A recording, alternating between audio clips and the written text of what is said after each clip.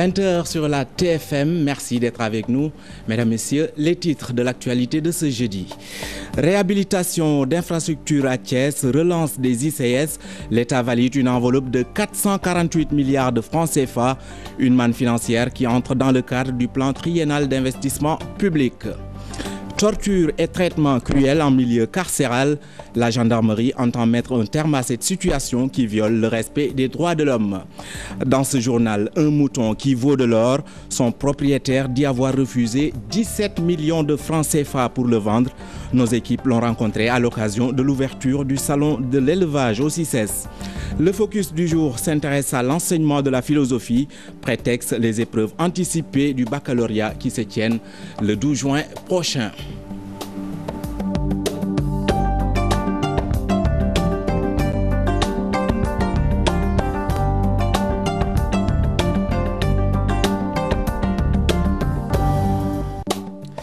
Bonsoir Léa. Bonsoir Ibrahima. Bonsoir à tous et bienvenue dans ce journal. Je vous le disais en titre, 448 milliards de francs CFA, c'est l'enveloppe validée par l'État au sortir du Conseil des ministres délocalisé, une manne financière destinée à la réhabilitation des infrastructures routières et ferroviaires, mais aussi la relance des ICS et la reprise des chantiers de Thiès pour la période 2014-2017. Nous y reviendrons sans doute avant la fin de cette édition. Le géant d'acier ArcelorMittal va verser 110 millions d'euros à l'État du Sénégal à la suite de la rupture par le Sénégal attribuant à Mittal la concession de la mine de fer de Falémé. L'accord met un terme à un second round après la décision de la Cour d'arbitrage internationale de Paris. Par ailleurs, le Sénégal espérait plus parce que tablant sur un dédommagement à 2,2 milliards de dollars. Voilà une source de Radio France Internationale. Et puis la torture et le traitement cruel dans le milieu carcéral, une atteinte au respect des droits de l'homme que la gendarmerie veut faire cesser. Cela passera par une bonne formation des élèves officiers afin d'éviter tout débordement lors des arrestations et durant la période de détention, un objectif que la gendarmerie veut réaliser avec le soutien de la société civile mais aussi des organisations de défense des droits de l'homme. Fatima Ba, Alioune Diagne. Le Sénégal décidé à respecter ses engagements par rapport à la Convention des Nations Unies contre la torture et autres traitements cruels en milieu carcéral. 110 élèves et officiers de la gendarmerie sont formés en ce sens. Il n'est pas question de torture. La gendarmerie est une force profondément humaine et républicaine. Et à ce titre, nous agissons quotidiennement en conformité avec la loi suprême qui réaffirme l'adhésion du Sénégal à toutes les conventions internationales qui interdisent la torture. La rencontre a pour objet de former les élèves officiers ou de renforcer leurs capacités en matière de protection des droits de l'homme, en particulier des personnes privées de liberté. Au-delà de leurs supérieurs, les organisations de droits de l'homme et la société civile joueront également leur partition dans cette formation. Pour la formation en matière de droits de l'homme en particulier, nous faisons appel à des experts, des acteurs institutionnels, des acteurs du milieu judiciaire, c'est-à-dire des magistrats. Nous faisons appel également aux organisations internationales ou aux organisations non gouvernementales ou à la société civile qui s'active en matière de promotion et de protection des droits de l'homme pour venir sensibiliser les élèves officiers sur la nécessité de respecter les droits de l'homme. Cette formation est l'un des mécanismes nationaux de prévention de la torture dénommé Observatoire national des lieux de privation de liberté. Ces jeunes officiers sont appelés à l'avenir à arrêter et détenir des personnes dans le respect des droits de l'homme. Fanok, les habitants se mobilisent pour redorer l'image de leur quartier après la chute du mur de l'ambassade turque sur la corniche ouest. Ils disent vouloir assainir la seule plage qu'il leur reste, devenue selon eux un lieu de repli pour les agresseurs et les prostituées. L'emploi des jeunes, un autre point qui tient à cœur ces habitants de la localité. Ils estiment que les jeunes doivent profiter pleinement des emplois qu'offrent les hôtels et autres structures implantées sur la corniche ouest. Nafissa Toussila. Le mur de la honte est tombé, mais cela reste insuffisant pour les habitants de Fanok. Leur combat pour le littoral s'inscrit aujourd'hui dans un autre registre. Parce que c'est un lieu de repli de bandits et de drogués. Et nous, on n'en veut pas. Donc, conformément au directeur du chef de l'État, il faut l'aménager. À chaque fois qu'on interpelle un malfaiteur sur la plage, on dit qu'il habite ici à Fanok. C'est rempli d'agresseurs qui n'opèrent que la nuit et le matin, ils retournent sur la plage. Et récemment, il y a des sondages qui ont même cité notre quartier et ça nous a fait très mal. Et nous habitants, on n'est pas comme ça. Aujourd'hui, seul un bout de plage reste aux riverains, d'où la nécessité pour eux de le réhabiliter et d'en profiter. Sur cette plage, il y avait des tentes où se réfugiaient des délinquants et autres prostituées. On s'est battu pour les déguerpir avec l'aide du préfet. On en pensait pouvoir nettoyer la plage et la récupérer, mais il n'en est rien. Aujourd'hui même, il recommence à regagner la plage. On demande à l'État d'aménager le site pour les populations conformément aux directives et recommandations du chef de l'État lors de sa visite. On lance un appel solennel pour l'aménagement par des aires de jeu et loisirs. Les habitants de Fanok se sont mobilisés pour mener la bataille. Sur toutes les lèvres, on n'entend que la question de l'emploi des jeunes. On veut combattre le chômage des jeunes, restaurer la plage et travailler dans ces entreprises érigées sur tout le long de la Corniche. Le comité de pilotage pour la défense des intérêts de Fanok est déterminé à lutter jusqu'au bout. Objectif pour ces jeunes, redonner à leur cité son lustre d'antan.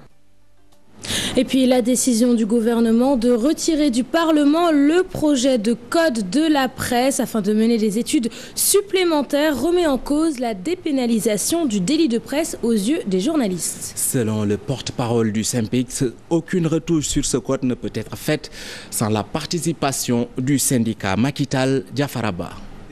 La dépénalisation du délit de presse soulève une fois de plus la polémique. Suite à la décision des parlementaires de retirer le code de la presse pour la revisiter, les journalistes n'ont pas tardé à réagir. C'est une décision qui doit pouvoir que tous les hommes épris de démocratie et du respect de la liberté d'expression dans ce pays, on doit pouvoir s'indigner par rapport à cette attitude de nos parlementaires. Parce que cette loi, c'est un projet de code qui a pu réunir l'ensemble des acteurs. Selon ces professionnels des médias, le code de la presse en son état actuel ne présente pas des insuffisances et le seul point qui suscite la réticence des députés est la dépénalisation du délit de presse. Ce serait aberrant de vouloir extraire ou ajouter quoi que ce soit à notre texte. Pour certains d'entre eux, il n'est pas question qu'on fasse passer ce texte sans pour autant extraire le terme ou bien, disons, extraire le point d'achoppement, qui, il faut le dire, demeure la dépénalisation des délits de presse au Sénégal. Le porte-parole du SYNPICS estime que la collaboration de leur syndicat est essentielle si le code devait être retouché. On ne peut pas, par ailleurs, prendre une quelconque décision allant dans le sens de changer quoi que ce soit du contenu sans pour autant prendre ou bien recueillir l'avis du SYNPICS. Dans l'attente des décisions des parlementaires, les journalistes restent dans l'expectative et espèrent un retour du code sans modification. Je vous le disais en titre, 448 milliards, c'est l'enveloppe validée par l'État au sortir du Conseil des ministres délocalisé à Thiès. Une manne financière qui devra servir à réhabiliter des infrastructures routières et ferroviaires, mais aussi la relance des ICS et la reprise des chantiers de Thiès pour la période 2014-2017. À Thiès, donc, le chef de l'État en a profité pour inaugurer la nouvelle société de textile au Sénégal. Aliou Khan et Thierno Laurent Mendy. L'édile de la commune de Thiès, Idrissa Seck, se réjouit de l'engagement du gouvernement à verser les arriérés de salaire aux travailleurs de Transrail. En marge du conseil interministériel tenu hier à la chambre de commerce de Thiès, l'espoir est permis. La décision prise est d'une importance capitale, le fait de réhabiliter des pères de famille. Transrail, c'est l'âme de la ville de Thiès. Quand des travailleurs m'ont informé de leur situation difficile, j'ai interpellé Thierno Alassane Sall, Amadou Kane, ancien ministre des Finances, et Macky Sall lui-même, pour leur dire, vous avez en face de vous des pères de famille qui réclament leurs droits. Si le gouvernement paye ces droits-là, on ne peut que s'en réjouir et remercier le président Macky Sall. Président de la République. Autre point évoqué au cours du conseil interministériel, l'achèvement des chantiers de Thiès. Le patron de Rewmi salue la nouvelle orientation du gouvernement du Sénégal de poursuivre les travaux au grand bonheur des Thiessois. 17 projets n'avaient pas encore été achevés et 18 autres sont en gestation. Ils ont promis d'engager des discussions pour les concrétiser selon le ministre Youm. Et je pense que c'est une très bonne initiative. La presse sénégalaise a fait état de l'absence d'Idrissa Seck du territoire sénégalais. Sa présence au conseil interministériel et à l'accueil du président Sall est selon lui une preuve que certains médias sénégalais ne remontent pas aux sources pour vérifier les informations. Politique, élection du nouveau secrétaire général du Parti socialiste, comme prévu. Ousmane Tanor Dieng rempile à la tête du plus vieux parti au Sénégal. Le secrétaire général sortant a obtenu 90% des suffrages contre un peu plus de 5% pour sa rivale Aïssata Tall Sall. Nous écoutons le porte-parole du PS, Abdoulaye Wilane, au micro de Dissa Prera. Nombre de votants 20 537. Bulletin nul 165. Suffrage valablement exprimé 20 372 électeurs ont obtenu M. Ousmane Tanor Dieng 18 836 voix, soit 92,43%. Maître Aïssata Tall Sall 1135 voix, soit 5,57%. Vote blanc 401 voix. Le taux de participation est de 73,87%. Voilà ce qui est issu comme résultat, et à compter de ce jour, Monsieur le camarade Ousmane Tanor Dieng a été élu secrétaire général du Parti socialiste pour un nouveau mandat. Lancement de la campagne agricole dans la région de Matam. Paysans et techniciens ont décliné leur ambition, notamment l'accroissement des terres et des rendements en vue. Toutefois, le manque de tracteurs et le retard dans la mise en place des intrants risquent de doucher leurs ambitions. Ils estiment leurs besoins en termes de crédit au niveau de la Caisse nationale de crédit agricole du Sénégal à 700 millions de francs CFA. Aliment de Nagnan. La tenue de ce CRD sous la présidence du gouverneur de la région de Matam marque sans doute le démarrage des activités de la campagne agricole de l'hivernage 2014. Les acteurs des différentes filières au niveau des cultures pluviales, de l'irrigué, tout comme de la décrue, ont passé en revue les multiples aspects de la campagne. Au niveau de la SAED, 500 hectares seront mis à disposition des paysans. Effectivement, l'enveloppe qui est demandée dans la région tourne autour de plus ou moins environ 700 millions. Qui donc concerne les facteurs de production, le gasoil, le prix de l'eau, etc. Il y a encore des efforts à faire par rapport au taux de remboursement. Seulement, la mécanisation de l'agriculture pose toujours un lapin aux paysans qui souffrent considérablement de l'inexistence de tracteurs dans toute la région. À cela s'ajoute l'absence des intrants indispensables. Le problème fondamental actuellement, c'est le matériel agricole. Moi, je parle des tracteurs. Donc, s'il y a tracteurs, nous, on n'a pas encore entendu ou vu que les tracteurs sont disponibles. Actuellement, nous sommes en pré-campagne, donc je le disais, nous sommes en pré-campagne, on observe et on attend l'engrais. Avez-vous reçu les intrants? Non, pas encore.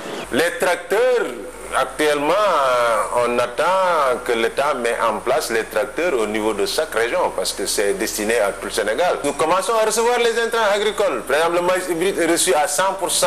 Concernant les engrais, l'engrais, on l'applique après la levée. Nous n'avons pas ce n'est pas des engrais de fond, excepté le DAP. Donc, actuellement... Dans le cadre de l'intensification des cultures, le PRODAM compte poursuivre la SRI, cette forme culturelle qui permet d'accroître les rendements jusqu'à hauteur de 10 tonnes à l'hectare. Démantèlement à Kolda d'une bande de voleurs de bœufs par la gendarmerie. Les malfrats sont sous mandat de dépôt à la maison d'arrêt et de correction de Kolda. Les détails avec l'adjudant-chef Tamsir Sané, commandant de la brigade que nous écoutons au micro d'Abdoulaye Diallo. Ok, c'est dans le cadre de la lutte contre le vol de bétail que le comité de surveillance de Kolda nous avait informé de la présence de 4 taureaux dans un village à Sanjon. C'est ainsi que nous avons effectué un déplacement au niveau de ce village et avons constaté la véracité des faits. Sur ce, nous avons interpellé le boucher qui, à son tour, nous a dévoilé la personne, le receleur. Poursuivant nos enquêtes, nous avons mené l'enquête qui nous a permis d'arrêter cette personne avec le moyen de locomotion dont ils usaient. Ils sont actuellement là dans nos murs. Ils sont déférés au niveau du parquet de Kolda pour le jugement. Quand ils procédaient au vol, ils prenaient les services d'un véhicule pour acheminer le bétail au niveau de certains villages et faire la commercialisation. C'est à cet effet, nous avons aussi pu récupérer deux pots de vaches déjà dépecés et qui ont été déjà vendus. Non, il y a un seul boucher, ils sont aussi sénégalais et des terres vanquées, tous sont des terres vanquées. Mais ils procédaient au vol au niveau du département de Kolda. Quand ils le faisaient notamment, ils prenaient le bétail à véhicule pour l'acheminer dans les différents marchés hebdomadaires et les villages. Parce que les plaignants continuent toujours de venir. Mais à ce stade de l'enquête, nous sommes à presque 12 têtes. 12 têtes. On a pu retrouver les 3. Il y en a d'autres. On attend les plaignants. Démarrage ce jeudi de la 9e édition du Salon de l'élevage au CICES, une édition sous-régionale qui vise à améliorer la qualité des races animales. Et pas n'importe quelle race, Ibrahima, puisque nos reporters ont rencontré un éleveur d'un mouton Ladoum. Et tenez-vous bien, celui-ci a refusé 17 millions de francs CFA proposés par un client désireux d'acquérir la bête, connu pour ses qualités de géniteur. Aïssatou Païfal, Modou Diop. Une ferme nichée au cœur de la ville. Un salon organisé autour des moutons de race, la crème des spécimens, ladoun, bali-bali, cerf, kangourou, autruche, coq entre autres. Des exposants venus de la sous-région participent aussi à cette édition. On produit la race qu'on appelle ladoum. C'est une race exceptionnelle qui a des mensurations exceptionnelles, dont le géniteur qui peut aller jusqu'à 1,14 m au garrot et 153 cm de longueur et qui est avec un poids allant jusqu'à 150 kg. Donc c'est avec ces spécimens-là qu'on produit et qu'on veut disséminer dans tout le Sénégal en vue d'améliorer le cheptel local. Notre objectif, c'est d'améliorer les vaches laitières locales en vue de doubler, voire tripler la production locale de lait. Une bête de race aux enchères, 17 millions, pas encore adjugé. Le propriétaire de cette bête en est à sa 9e édition. L'année dernière, je l'ai vendu à 7 millions. Maintenant, on propose le gars 17 millions, mais il refuse. C'est un géniteur. Outre les éleveurs, les vétérinaires jouent leur partition. Je suis venu pour assister les animaux qui sont malades, qui sont blessés, pour que je leur soutienne, pour les guérir. J'étais en train de faire la suture parce qu'elle est blessée. Je suis venu, je vois l'état de la blessure. Je lui fais une suture et je fais un traitement de 3 jours. Une manifestation qui se tiendra du 4 au 10 juin. Un rendez-vous annuel au laboratoire, industrie laitière, éleveurs et vétérinaires se concertent autour des atouts et potentialités du secteur de l'élevage. Une note de musique à présent dans cette édition avec la ville de Saint-Louis qui a vibré au son et rythme du jazz comme d'habitude. Le festival a été ouvert hier par les autorités de la ville et le ministère de la Culture. En direct de la place Faidherbe où nous retrouvons notre envoyé spécial Ibrahim Kamara, bonsoir. Bonsoir Ibrahim Kamara. Bonsoir Ibrahim Kamara. Ibrahim Kamara apparemment ne semble pas nous entendre. Nous y reviendrons dans nos prochaines éditions. À présent, l'actualité internationale avec cette découverte macabre en Irlande où près de 800 enfants ont été retrouvés enterrés dans une fosse commune. Le survol de l'actualité internationale signé Hadia Talla. Des restes de centaines d'enfants ont été retrouvés dans une fosse commune près du couvent catholique en Irlande. Ils seraient des enfants naturels. Cette découverte a été rendue possible grâce à l'historienne Catherine Corless, une Irlandaise qui a retrouvé leurs traces. Ce sont des enfants non baptisés et enterrés discrètement sans les règles d'usage. Leurs mères sont des jeunes enfants accueillis dans une institution gérée par des sœurs entre 1925 et 1961. Leurs conditions de vie étaient difficiles et elles se voyaient imposer des travaux pénibles. Le même sort était réservé à leurs enfants également. En Belgique, le sommet du G7 s'est achevé ce jeudi. L'Ukraine était au cœur des discussions. Les 7 grandes puissances n'excluent pas de corser les sanctions contre Vladimir Poutine et la Russie. Barack Obama et ses pairs donnent 4 semaines au président russe pour décider du retrait des troupes de la frontière ukrainienne. Après Bruxelles, Vladimir Poutine et David Cameron auront un tête-à-tête à Paris en marge de la cérémonie de commémoration du débarquement de Normandie. Ce mercredi, un représentant du CICR a été pris en embuscade en Libye. Michael Grubb, 42 ans, a été tué alors qu'il sortait d'une réunion. Il est de nationalité suisse et était en poste dans la ville de Misrata. Le crime n'a pas été revendiqué, mais tous les soupçons vont vers les djihadistes, particulièrement Ansar al-Sharia. Alors Ibrahima, nous allons réessayer de rentrer en connexion avec Ibrahima Kamara qui se trouve donc actuellement au Festival de Jazz de Saint-Louis. Tout à fait, en direct de la place Faidherbe. Ibrahima Kamara, bonsoir. Alors Ibrahima, bonsoir Ibrahima Kane. Alors que peut-on retenir de ce festival pour le moment? Donc la place Faidherbe de Saint-Louis a pour la 22e édition abrité le Festival international de jazz. L'Orchestra Aragon avait ouvert le bal hier en présence des autorités locales de Saint-Louis, mais aussi celles du ministère de la Culture et du patrimoine historique classé. Ces dernières ont d'ailleurs tenu à la pérennisation de ce grand rendez-vous culturel qui a réuni plusieurs individus venus de tous les coins et recoins du monde. Le grand rendez-vous est aussi économique, Iboukan, puisqu'on assiste à des expositions des produits africains venus de plusieurs horizons. Ce soir, c'est le talentueux Oasis Diop qui est attendu ici à la place Faidherbe, à partir d'où d'ailleurs la télévision Futur Média fera vivre en direct le Festival international jazz de Saint-Louis aux téléspectateurs. En attendant d'y revenir plus amplement, Ibrahima Kane et Léa, à vous le studio. Merci beaucoup Ibrahim Kamara en direct de la place Faidherbe de Saint-Louis. À présent, le focus du jour qui s'intéresse à l'enseignement de la philosophie. Le prétexte, les épreuves anticipées qui vont se tenir le 12 juin prochain. Une discipline plombée au Sénégal par un déficit de professeurs. Un manque de professeurs, mais également une qualité de l'enseignement qui n'est pas des meilleures. Autant de facteurs qui font aujourd'hui que la philosophie va mal. Pour l'année scolaire 2014-2015, la FASTEF prévoit de mettre à la disposition de l'éducation 35 nouveaux professeurs.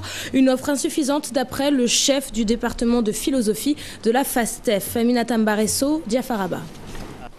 Il commence par douter, donc le doute.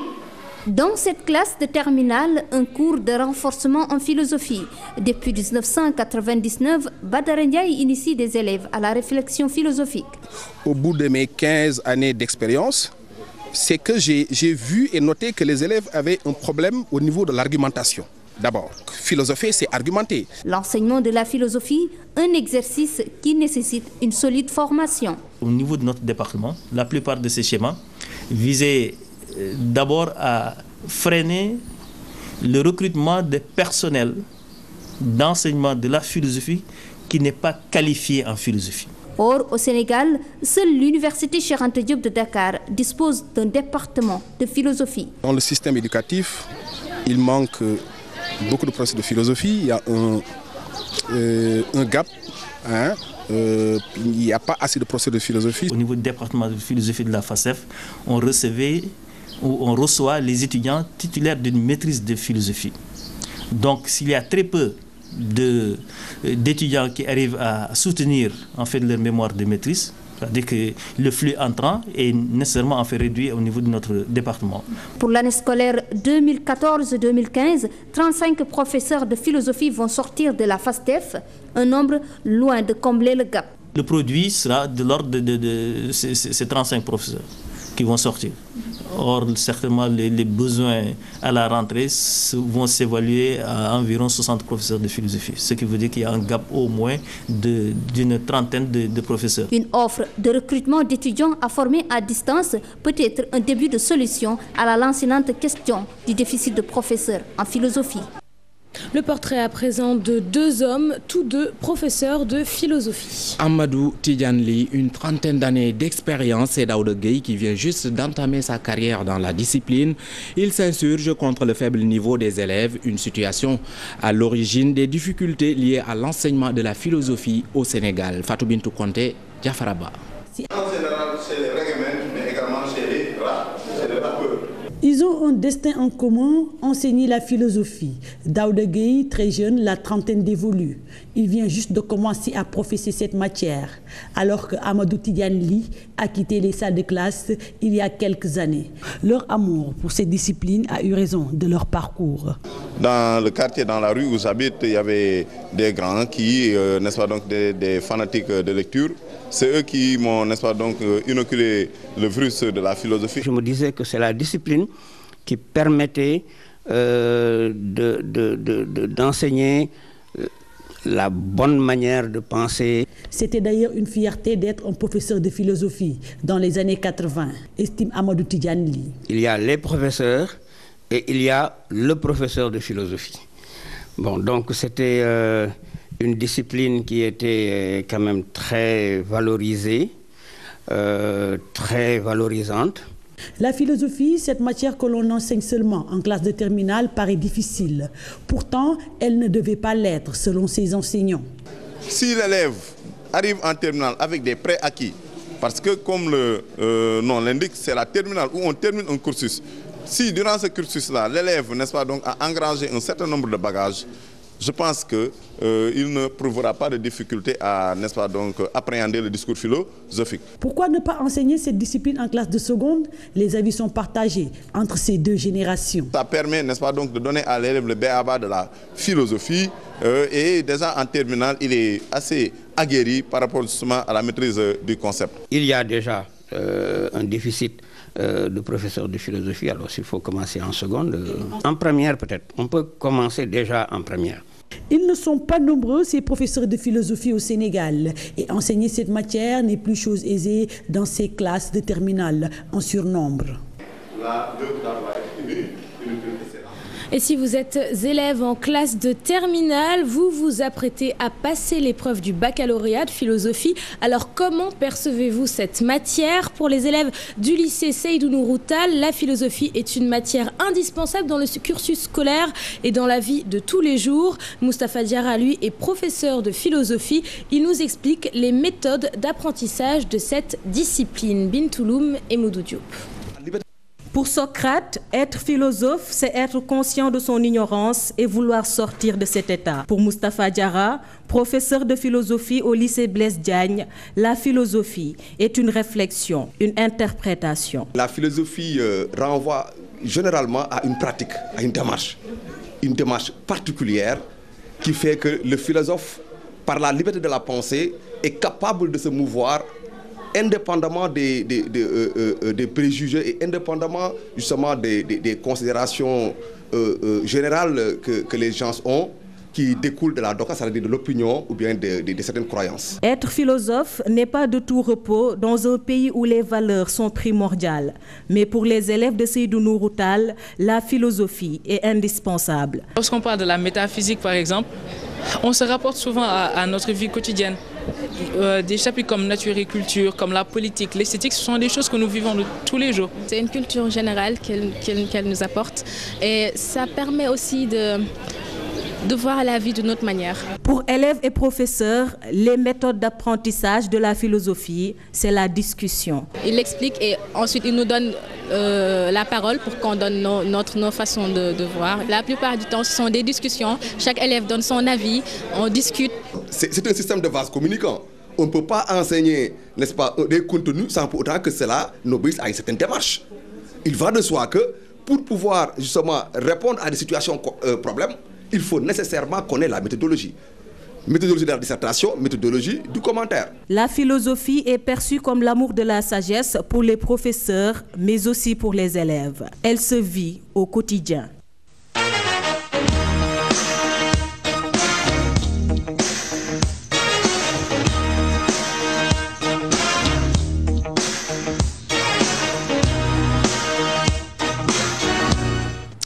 Dans l'actualité sportive, nous parlons football avec le dernier classement de la FIFA.